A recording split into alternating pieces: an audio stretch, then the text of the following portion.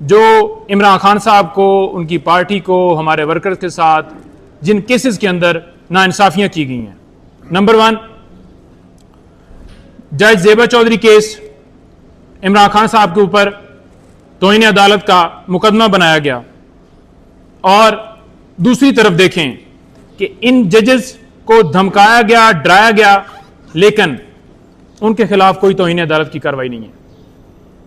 Number 2, Wazirabad Imran Khan साहब के ऊपर कातलाना हमला हुआ, उनकी कोई FIR दर्ज नहीं हुई, ना ही 100 मोटो लिया गया। उसके लिए हमने जाकर रजू किया, लेकिन उसके बावजूद 100 मोटो नहीं लिया गया। यहां पर F9 पार्क में कोई दरख्त काटे जाएं तो उसके ऊपर 100 मोटो ले लिया जाता है। नंबर 3, तोशाखाना केस, बार बार जज हुमायूं दिलावर को रिमांड किया गया, हालांकि उस जज के ऊपर इमरान खान साहब की तरफ से अदम एतमाद किया जा चुका था, और वो जज हुमायूं दिलावर साहब वो बार बार उसी तरह का फैसला देते थे। सेम नौइयत के फैसले देने के बावजूद उनके पास केस सारे भिजवाना, ये आपके सामने है। इसके साथ साथ इमरान खान साहब के वारंट गिरफ्तारी जारी किए गए, 26 घंटे ऑपरेशन उनके घर में किया गया, और चीफ जस्टिस साहब 26 घंटे खामोश रहे। हुमायूं दिलावर साहब ने भी जैसे हुक्म जारी किया गया, जैसे वारंट निकाले गए, उनके ऊपर इसी तरह का प्रेशर सेम जैसे चीफ साहब के ऊपर और नीचे तमाम अदालतों के ऊपर, ये सारा आपके सामने पिक्चर रख रहे हैं। उसके अलावा 28 मार्च जुडिशल कम्प्लेक्स इमरान खान साहब की पेशी के ऊपर, खान साहब के ऊपर, तमाम वर्कर्स के ऊपर, खान साहब के ऊपर हमला हुआ और तमाम वर्कर्स के ऊपर लाठी चार्ज किया गया, और बजाय ये कि जिन्होंने हमला किया उनके खिलाफ कार्रवाई होती, उल्टा इमरान खान साहब और तमाम पाकिस्तान तहरीक इंसाफ के कारकुनों के ऊपर मुकदमे बना दिए गए। इस पर भी खामोशी रखी गई। इसके साथ साथ इमरान खान साहब को सिक्योरिटी देने के हवाले से हमने दरखास्त दी कि उनके ऊपर कातलाना हमला हो चुका है, तो उनको सिक्योरिटी फराहम की जाए, लेकिन आज तक उस दरखास्त के ऊपर कोई फैसला नहीं हुआ। इमरान खान साहब अपनी सिक्योरिटी में अदालतों में पेश होते हैं। इसके साथ साथ 9 मई को बायोमेट्रिक कमरे में जाने के लिए खान साहब को मजबूर किया गया।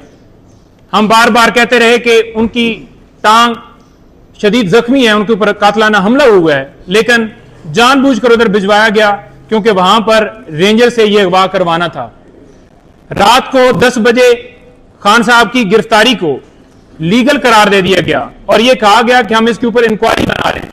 आज किधर है वो इंक्वायरी किधर हो रही है, उसको खत्म कर दिया गया। इसके बाद तोशाखाना केस में व्हाट्सएप के जरिए, ये क्योंकि इधर ऑर्डर हुआ है और उधर खान साहब के घर हमला हो गया, जैसे दरवाजे तोड़कर खान साहब के घर में दाखिल हुए, साबका खातून अव्वल बुशरा बीबी साहबा से बदतमीजी की, खान साहब से बदतमीजी की गई, और खान साहब को वहां से अगवा करके अटक जेल में ले गए। किस कानून के तहत ले गए? क्यों उसके ऊपर चीफ साहब खामोश रहे? क्यों उसके ऊपर चीफ जस्टिस ऑफ पाकिस्तान खामोश रहे? इसके साथ साथ जो तोशाखाना केस के अंदर सजाएं हैं, उस सजा को मुअत्तल करने के लिए जो दरखास्त थी, वो 26 दिन के बाद सजा उनकी मुअत्तल हुई। 26 दिन के बाद क्यों हुई? हालांकि दूसरे दिन, तीसरे दिन, चौथे दिन, 5वें दिन, 2-4 दिन में हो सकती थी, लेकिन यह जानबूझकर डिले किया गया। उसके बाद साइफर केस को लटकाया गया, फिर फैसला महफूज कर लिया गया, और फैसला महफूज करने के बाद खान साहब की जो दरखास्त थी जमानत की, वो जमानत की दरखास्त खारिज कर दी गई। इसके साथ साथ साइफर केस में मुकदमे के इखराज के लिए हमने दरखास्त दी थी इस्लामाबाद हाई कोर्ट में, उसको बिला वजह जो है वो लटकाया गया और ना ही उसके अंदर स्टे दिया गया। उसके बाद ताहिर सिपरा साहब के पास 6 जमानत की दरखास्तें थीं। इस्लामाबाद हाई कोर्ट में हमने रजू किया कि वो दरखास्तें ट्रांसफर की जाएं, हमारी दरखास्त मंजूर नहीं हुई। कोई भी बंदा जिसको किसी जज के ऊपर अदम एतमाद होता है, वो दरखास्त देता है तो उसकी दरखास्त सुनी जाती है। Chief justice of Islamabad high court उनको दरखास्त दी कि आप सारी दरखास्तें अपने पास रखते हैं, लेकिन उनको यह कहा गया कि आप कोई भी इमरान खान साहब का मुकदमा ना सुने, लेकिन फिर भी उन्होंने कहा कि आपकी दरखास्त ये रिजेक्ट की जाती है और मैं तमाम मुकदमे अपने पास सुनूंगा। 130 से ज्यादा दरखास्तें इस्लामाबाद हाई कोर्ट में चीफ जस्टिस ने अपने पास रखी। क्यों, किस वजह से रखी? इस वजह से रखी क्योंकि दूसरे जजेस वो इस तरह के लेटर लिख रहे थे और कह रहे थे कि हमें धमकाया जा रहा है इदारों की तरफ से, लिहाजा उन्होंने कहा कि मैं अपने पास ही रखूं और इनको लटकाऊं और उनके ऊपर फैसले जो अपनी मर्जी से दूं। इसके साथ ओपन ट्रायल के हवाले से हमने इस्तदा की थी इस्लामाबाद हाई कोर्ट में, यही चीफ साहब के पास मामला गया, लेकिन ओपन ट्रायल जो है वो नहीं किया गया और जिस तरह से ट्रायल चलाया गया है, जिस तरह से चारों केसेस चलाए गए हैं, सिर्फ उसके पीछे यही वजह थी कि कौम ना देखे कि वहां पर क्या हो रहा है और उस जेल ट्रायल को लीगल करार दिया गया। इसके बाद अलकादर और तोशाखाना नैब केसेस में पहले इसके अंदर जो है वो लेट सुनवाई की गई और जब नैब ने गलती तस्लीम कर ली कि उन्होंने आकर कोर्ट के अंदर गलत बयानी की है, उसके बावजूद नैब की गलती के बावजूद हमारी दरखास्त जो है, जिसमें हमने ये कहा था कि इमरान खान साहब की जो दरखास्त है वो कबूल की जाए, जो रिजेक्ट की गई थी उसको बहाल किया जाए, वो हमारी दरखास्त खारिज कर दी गई।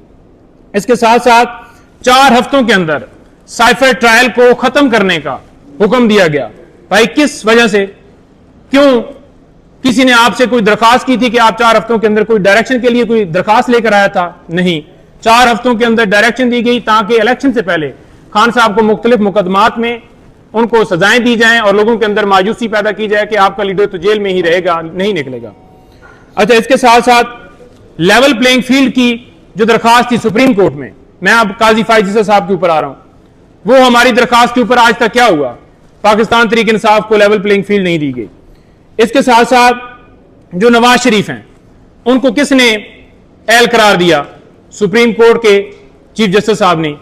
और इसके साथ साथ मखसूस नशिस्तें वो किसने छीनी? यही काजी फायज साहब ने। और इसके साथ साथ बल्ले का निशान वो किसने छीना? यही काजी फायज साहब ने। सिविलियन का मिलिट्री ट्रायल हो रहा है जी, पहले उसके ऊपर हुक्म इम्तना जारी होता है और फिर हुक्म इम्तना जो है वो खत्म कर दिया जाता है। किसी कानून, किसी आइन के अंदर सिविलियन का मिलिट्री ट्रायल नहीं हो सकता। जब दूसरी अदालतें मौजूद हैं तो फिर क्यों मिलिट्री ट्रायल करवाया जा रहा है? राजा सुल्तान सिकंदर की पुष्टपनाही कौन कर रहा है? कौन उसको जो है प्रोटेक्शन दे रहा है? क्यों नहीं 90 दिन के अंदर इलेक्शन हुए? क्यों नहीं उसके ऊपर 100 मोटो लिया गया? साइफर के हवाले से जुडिशियल कमीशन बनाने की दरखास्त की गई, क्या हुआ? हमने ये कहा कि जो मुल्क के अंदर धांधली हुई है इसके ऊपर कोई नोटिस ले ले, बुनियादी हकूक की खिलाफ वर्जियां हुई हैं उसके ऊपर हमारी दरखास्त गई, लेकिन उसके ऊपर भी कोई नोटिस नहीं लिया गया। जहां पर गैर जरूरी मामला हो वहां पर नोटिस ले लिया जाता है, लेकिन सिर्फ और सिर्फ हम टारगेट हैं। अब मैं शुएब शहीन साहब की तरफ आप की जो है, जो इमरान खान साहब को, उनकी पार्टी को, हमारे वर्कर्स के साथ जिन केसेस के अंदर नाइंसाफियां की गई हैं। नंबर 1, जज जेबा चौधरी केस, इमरान खान साहब के ऊपर तौहीन अदालत का मुकदमा बनाया गया। और दूसरी तरफ देखें कि इन जजेस को धमकाया गया, डराया गया, लेकिन उनके खिलाफ कोई तौहीन अदालत की कार्रवाई नहीं है। नंबर 2, वजीराबाद इमरान खान साहब के ऊपर कातलाना हमला हुआ, उनकी कोई FIR दर्ज नहीं हुई, ना ही 100 मोटो लिया गया। उसके लिए हमने जाकर रजू किया, लेकिन उसके बावजूद 100 मोटो नहीं लिया गया। यहां पर F9 पार्क में कोई दरख्त काटे जाएं तो उसके ऊपर 100 मोटो ले लिया जाता है। नंबर 3, तोशाखाना केस, बार बार जज हुमायूं दिलावर को रिमांड किया गया, हालांकि उस जज के ऊपर इमरान खान साहब की तरफ से अदम एतमाद किया जा चुका था और वो जज हुमायूं दिलावर साहब वो बार बार उसी तरह का फैसला देते थे। सेम नौइयत के फैसले देने के बावजूद उनके पास केस सारे भिजवाना ये आपके सामने है। इसके साथ साथ इमरान खान साहब के वारंट गिरफ्तारी जारी किए गए, 26 घंटे ऑपरेशन उनके घर में किया गया और चीफ जस्टिस साहब 26 घंटे खामोश रहे। हुमायूं दिलावर साहब ने भी जैसे हुक्म जारी किया गया, जैसे वारंट निकाले गए, उनके ऊपर इसी तरह का प्रेशर सेम जैसे चीफ साहब के ऊपर और नीचे तमाम अदालतों के ऊपर, ये सारा आपके सामने पिक्चर रख रहे हैं। उसके अलावा 28 मार्च जुडिशियल कम्प्लेक्स इमरान खान साहब की पेशी के ऊपर, खान साहब के ऊपर तमाम वर्कर्स के ऊपर, खान साहब के ऊपर हमला हुआ और तमाम वर्कर्स के ऊपर लाठी चार्ज किया गया, और बजाय ये कि जिन्होंने हमला किया उनके खिलाफ कार्रवाई होती, उल्टा इमरान खान साहब और तमाम पाकिस्तान तहरीक इंसाफ के कारकुनों के ऊपर मुकदमे बना दिए गए। इस पर भी खामोशी रखी गई। इसके साथ साथ इमरान खान साहब को सिक्योरिटी देने के हवाले से हमने दरखास्त दी कि उनके ऊपर कातिलाना हमला हो चुका है तो उनको सिक्योरिटी फराहम की जाए, लेकिन आज तक उस दरखास्त के ऊपर कोई फैसला नहीं हुआ। इमरान खान साहब अपनी सिक्योरिटी में अदालतों में पेश होते हैं। इसके साथ साथ 9 मई को बायोमेट्रिक कमरे में जाने के लिए खान साहब को मजबूर किया गया। हम बार बार कहते रहे कि उनकी टांग शदीद जख्मी है, उनके ऊपर कातिलाना हमला हुआ है, लेकिन जानबूझकर उधर भिजवाया गया क्योंकि वहां पर रेंजर से यह अगवा करवाना था। रात को 10 बजे खान साहब की गिरफ्तारी को लीगल करार दे दिया गया और यह कहा गया कि हम इसके ऊपर इंक्वायरी बना रहे हैं। आज किधर है वो इंक्वायरी? इंक्वायरी किधर हो रही है? उसको खत्म कर दिया गया। इसके बाद तोशाखाना केस में व्हाट्सएप के जरिए ये, क्योंकि इधर ऑर्डर हुआ है और उधर खान साहब के घर हमला हो गया, जैसे दरवाजे तोड़कर खान साहब के घर में दाखिल हुए, साबका खातून अव्वल बुशरा बीबी साहबा से बदतमीजी की, खान साहब से बदतमीजी की गई और खान साहब को वहां से अगवा करके अटक जेल में ले गए। किस कानून के तहत ले गए? क्यों उसके ऊपर चीफ साहब खामोश रहे? क्यों उसके ऊपर चीफ जस्टिस ऑफ पाकिस्तान खामोश रहे? इसके साथ साथ जो तोशाखाना केस के अंदर सजाएं हैं, उस सजा को मुअत्तल करने के लिए जो दरखास्त थी वो 26 दिन के बाद सजा उनकी मुअत्तल हुई। 26 दिन के बाद क्यों हुई? हालांकि दूसरे दिन, तीसरे दिन, चौथे दिन, 5वें दिन, 2-4 दिन में हो सकती थी, लेकिन यह जानबूझकर डिले किया गया। उसके बाद साइफर केस को लटकाया गया, फिर फैसला महफूज कर लिया गया और फैसला महफूज करने के बाद खान साहब की जो दरखास्त थी जमानत की, वो जमानत की दरखास्त खारिज कर दी गई। इसके साथ साथ साइफर केस में मुकदमे के इखराज के लिए हमने दरखास्त दी थी इस्लामाबाद हाई कोर्ट में, उसको बिला वजह जो है वो लटकाया गया और ना ही उसके अंदर स्टे दिया गया। उसके बाद ताहिर सिपरा साहब के पास 6 जमानत की दरखास्तें थीं। इस्लामाबाद हाई कोर्ट में हमने रजू किया कि वो दरखास्तें ट्रांसफर की जाएं, हमारी दरखास्त मंजूर नहीं हुई। कोई भी बंदा जिसको किसी जज के ऊपर अदम एतमाद होता है वो दरखास्त देता है तो उसकी दरखास्त सुनी जाती है। Chief justice of Islamabad high court उनको दरखास्त दी कि आप सारी दरखास्तें अपने पास रखते हैं, लेकिन उनको यह कहा गया कि आप कोई भी इमरान खान साहब का मुकदमा ना सुने, लेकिन फिर भी उन्होंने कहा कि आपकी दरखास्त ये रिजेक्ट की जाती है और मैं तमाम मुकदमे अपने पास सुनूंगा।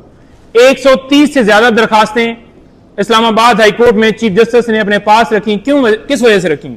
इस वजह से रखी क्योंकि दूसरे जजेस वो इस तरह के लेटर लिख रहे थे और कह रहे थे कि हमें धमकाया जा रहा है इदारों की तरफ से, लिहाजा उन्होंने कहा कि मैं अपने पास ही रखूं और इनको लटकाऊं और उनके ऊपर फैसले जो अपनी मर्जी से दूं। इसके साथ ओपन ट्रायल के हवाले से हमने इस्तदा की थी इस्लामाबाद हाई कोर्ट में, यही चीफ साहब के पास मामला गया, लेकिन ओपन ट्रायल जो है वो नहीं किया गया और जिस तरह से ट्रायल चलाया गया है, जिस तरह से चारों केसेस चलाए गए हैं, सिर्फ उसके पीछे यही वजह थी कि कौम ना देखे कि वहां पर क्या हो रहा है और उस जेल ट्रायल को लीगल करार दिया गया। इसके बाद अलकादर और तोशाखाना नैब केसेस में पहले इसके अंदर जो है वो लेट सुनवाई की गई और जब नैब ने गलती तस्लीम कर ली कि उन्होंने आकर कोर्ट के अंदर गलत बयानी की है, उसके बावजूद, नैब की गलती के बावजूद हमारी दरखास्त जो है जिसमें हमने ये कहा था कि इमरान खान साहब की जो दरखास्त है वो कबूल की जाए, जो रिजेक्ट की गई थी उसको बहाल किया जाए, वो हमारी दरखास्त खारिज कर दी गई। इसके साथ साथ 4 हफ्तों के अंदर साइफर ट्रायल को खत्म करने का हुक्म दिया गया। भाई किस वजह से? क्यों? किसी ने आपसे कोई दरखास्त की थी कि आप 4 हफ्तों के अंदर कोई डायरेक्शन के लिए कोई दरखास्त लेकर आया था? नहीं, 4 हफ्तों के अंदर डायरेक्शन दी गई ताकि इलेक्शन से पहले खान साहब को मुख्तलिफ मुकदमात में उनको सजा